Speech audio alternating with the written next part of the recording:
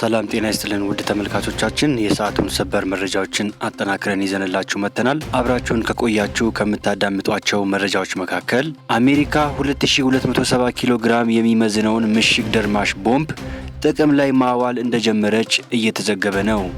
በኢራን ጥቃት ተጎድተው 192 ሰዎች ሆስፒታል መግባታቸውን እስራኤል አስታወቀች። ኢራን የበቀል ጥቃት ለመፈጸም ስትዝት በእስራኤል የሚሳኤል ጥቃት 2 ሰዎች ተገለዋል። በኢራቅ የሚገኘው የአሜሪካ ኤምባሲ ላይ ዳግም ጥቃቶች ተፈጸሙ።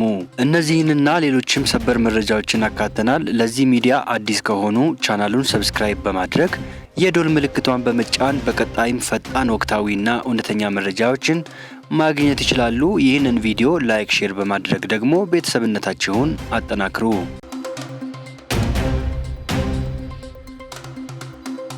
የኢራን ጦር አዛዥ እስራኤል የደህንነት ኃላፊውን ላርጂኒን መግደሏን ተከትሎ ወሳኝ የአጸፋ እርምጃ እንደሚወስዱ ዛቱ። የኢራን ጦር አዛዥ አሚር ሐታሚ በእስራኤል የአየር ጥቃት የደህንነት ኃላፊው አሊ ላርጂኒን መግደላቸውን ተከትሎ ወሳኝ የአጸፋ እርምጃ እንደሚወስዱ ዝተዋል።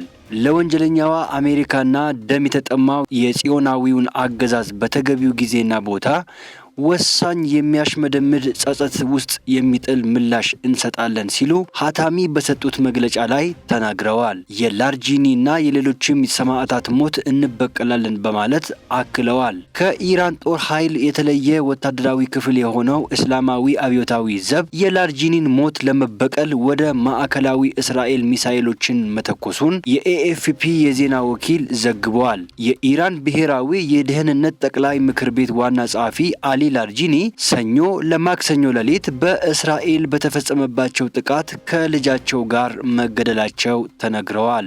ላርጂኒ በኢራን መንግስት ውስጥ ከፍተኛ ተሰሚነትና ከሟቹ ጠቅላይ መሪ ጋር የጠበቀ ግንኙነት ካላቸው የሀገሪቱ ተጽዕኖ ፈጣሪ ፖለቲከኞች መካከል ቀዳሚው ናቸው። እስራኤል የላርጂኒን መገደል ቀድማ ያሳወቀች ሲሆን የመከላከያ ሚኒስቴሯም ከፍተኛ የኢራን ባለስልጣናትን እያደኑ ማጥፋታቸውን እንደሚቀጥሉ ተናግረዋል። በኢራቅ በሚገኘው የአሜሪካ ኤምባሲ ላይ ዳግም ጥቃቶች ተፈጸሙ። በኢራቅ ዋና ከተማ በባግዳድ በሚገኘው የአሜሪካ ኤምባሲ ቅጥር ግቢ ውስጥ አዲስ ጥቃት መፈጸሙ ተሰምተዋል። ኤኤፍፒ እና የሮይተርስ የዜና ኤጀንሲዎች ረቡዕ ማለዳ በኤምባሲው አካባቢ ፍንዳታ እንደደረሰ ዘግበዋል። ኤጀንሲዎቹ የጸጥታ ምንጮችን እና በከተማው የሚገኙ የኤፍፒ ጋዜጠኞችን ጠቅሰው የዲፕሎማቲክ ማህበረሰብ መገናኛ በሆነው አካባቢ በሚገኘው የአሜሪካ ኤምባሲ አቅራቢያ ፍንዳታ መስማታቸውን ገልጸዋል። ጦርነቱ ከተጀመረበት ጊዜ አንስቶ የአሜሪካ ኤምባሲ በተደጋጋሚ ጊዜ ጥቃት ደርሶበታል። አሜሪካ በሆርሙዝ የባህር ወሽመጥ አቅራቢያ የሚገኙ የኢራን ሚሳኤል ጣቢያዎችን ደበደበች።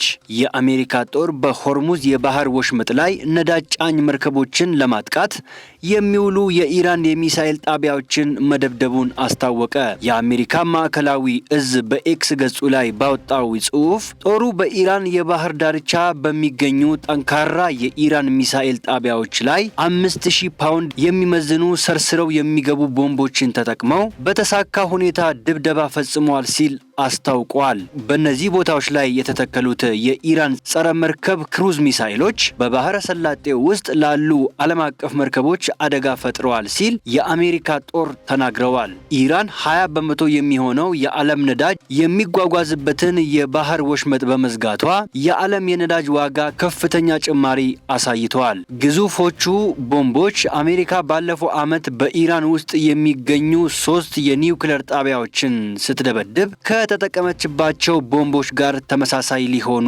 ይችላሉ። እነዚህ ቦምቦች በአየር ወይም በመሬት ላይ በሚገኙ ኢላማዎችን መትተው አይፈነዱም። ከዚያ ይልቅ በጥልቀት የተቀበሩና የተጠናከሩ ጉድጓዶችና ዋሻዎች ሰርስሮ በመግባት የማጥቃት አቅም አላቸው። 6 ሜትሮች ርዝመት ያለው ይህ ቦምብ ከመፈንዳቱ በፊት በግምት 61 ሜትር ወደ ውስጥ ዘልቆ መግባት ይችላል ተብሎ ይታመናል። በኢራን ጥቃት ተጎድተው 192 ሰዎች ሆስፒታል መግባታቸውን እስራኤል አስታወቀች። የእስራኤል ጤና ሚኒስቴር ባለፉት 24 ሰዓታት ብቻ ኢራን በፈጸመችው ጥቃት ጉዳት ደርሶባቸው ቢያንስ 192 ሰዎች ሆስፒታል መግባታቸውን አስታውቀዋል። ሚኒስቴሩ እንዳስታወቀው ከተጎጂዎቹ መካከል አራቱ መካከለኛ ጉዳት የደረሰባቸው ናቸው። 177 የሚሆኑ ደግሞ ቀላል ጉዳት ያስተናገዱ ሲሆን በሆስፒታል ውስጥ ሕክምና እየወሰዱ ነው ብለዋል። ቀሪዎቹ 11 ሰዎች ግን በምን ሁኔታ እንዳሉ የታወቀ ነገር የለም። ሚኒስቴሩ በአጠቃላይ ጦርነቱ ከተጀመረ አንስቶ እስካሁን 3727 ሰዎች ጉዳት ደርሶባቸው የሕክምና ክትትል ማድረጋቸውን ገልጸዋል። የአሜሪካ እስራኤል በኢራን ላይ የሚያደርጉት ጦርነት ሶስተኛ ሳምንቱን ባገባደደበት በዚህ ወቅት አሜሪካ 2270 ኪሎ ግራም የሚመዝነውን ምሽግ ደርማሽ ቦምብ ጥቅም ላይ ማዋል እንደጀመረች እየተዘገበ ነው። ይህ ቦምብ ከመሬት በታች ከተገነቡ ጠንካራ ምሽጎች ውስጥ ያሉ ኢላማዎችን በጥልቀት በመግባት የማውደም ከፍተኛ አቅም ያለው ሲሆን አሁን ጥቅም ላይ መዋሉ ኢራን የደበቀችው ጦር መሳሪያ እንዳለ ጥርጣሬ መኖሩን ያሳያል። የአሜሪካ ጦር በኢራን የባህር ዳርቻ አካባቢ ባሉ የሚሳኤል ማስወንጨፊያ ላይ ጥቃቱን መፈጸሙን ያስታወቀ ቢሆንም የትኛውን አይነት ቦምብ ጥቅም ላይ እንዳዋለ ዝርዝር አልሰጠም። ነገር ግን ሁለት አይነት ቦምቦች እንዳሉ ይታወቃል። እነሱም በጨረር የሚመራው ጂቢዩ 28 እና አዲሱ ዘመናዊ ጂቢዩ 27 የተባሉ ናቸው። በአሁኑ ጥቃት አዲሱ ቦምብ ጥቅም ላይ ሳይውል እንዳልቀረ ይታመናል። ለ3 ሳምንት ያህል አሜሪካና እስራኤል በኢራን ላይ ያልተቋረጠ የሚሳኤልና የአየር ድብደባዎችን እየፈጸሙ ቢሆንም ኢራንም በበኩሏ ያልተቋረጠ የአጸፋ ጥቃት በእስራኤልና አሜሪካ አጋሮች ላይ እየፈጸመች ነው። ባለፉት ቀናት የኢራን ሚሳኤልና የድሮን ጥቃቶች ተዳክመው ሊቆሙ ይችላል ተብሎ ቢታሰብም አሁንም ከኢራን በኩል የሚሰነዘሩ ጥቃቶች በመካከለኛው ምስራቅ ውስጥ ዋነኛ ስጋት ሆነው እንደቀጠሉ ናቸው። ለዚህም ሊሆን ይችላል አሜሪካ ከመሬት በታች ዘልቀው በመግባት የሚያወድሙትን ከባዶቹን ቦምቦች በመጠቀም የኢራንን ሚሳኤልና የድሮን ክምችቶችን እንዲሁም ማስወንጨፊያዎችን ለመጠቀም የተገደደችው። ኢራን የበቀል ጥቃት ለመፈጸም ስትዝት በእስራኤል የሚሳኤል ጥቃት 2 ሰዎች ተገደሉ። ሶስተኛ ሳምንቱ ላይ በሚገኘውና አሜሪካና እስራኤል ከኢራን ጋር በሚያደርጉት ጦርነት የሚሳኤልና የድሮን ጥቃቶች ቀጥለዋል። በኢራንና በአጋሮቿ የሚሊሻ ቡድኖች የሚሰነዝሩ የአጸፋ ጥቃቶች ሌሊቱን ሙሉ የቀጠሉ ሲሆን የሰዎች ሞትም ተመዝግበዋል። የኢራን የመንግስት መገናኛ ብዙሃን ተጽዕኖ ፈጣሪው የኢራን ጠቅላይ ብሔራዊ የደህንነት ምክር ቤት ጸሐፊ አሊ ላርጂኒ በእስራኤል የአየር ጥቃት መገደላቸውን አረጋግጠዋል። ላርጂኒ ከጠቅላይ መሪ አሊ ሐሜኒ ሞት ወዲህ ከተገደሉ ከፍተኛ ባለስልጣናት መካከል አንዱ ናቸው። የእስራኤል ጦር በሊባኖስ ውስጥ የሄዝቦላ ኢላማዎችን መደብደቡን ቀጥሏል።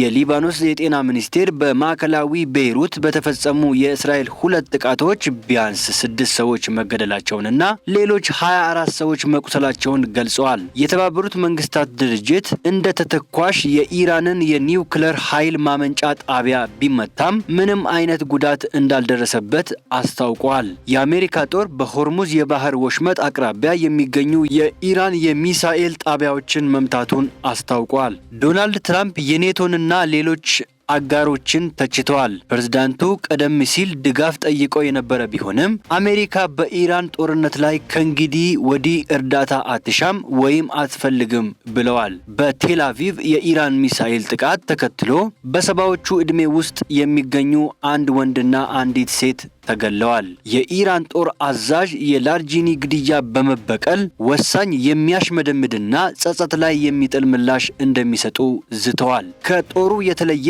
ወታደራዊ አካል የሆነው የኢራን አብዮታዊ ዘብ የላርጂኒን ሞት ለመበቀል ወደ ማዕከላዊ እስራኤል ሚሳኤሎችን ማስወንጨፉን ኤኤፍፒ ዘግቧል። ውድ ተመልካቾቻችን ለሰዓቱ የተሰሙ ሰበር መረጃዎች ወደ እናንተ ያደረስናቸው ናቸው። በሌላ ሰበር መረጃዎች እስከምንገናኝ ቸር ቆዩልን። ሰላም ለዓለማችን ይሁን።